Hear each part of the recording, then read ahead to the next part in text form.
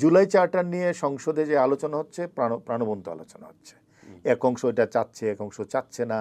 সংসদে আলোচনার মাধ্যমে সিদ্ধান্ত হবে, ফাইনালি কি হয় আমরা জানি না।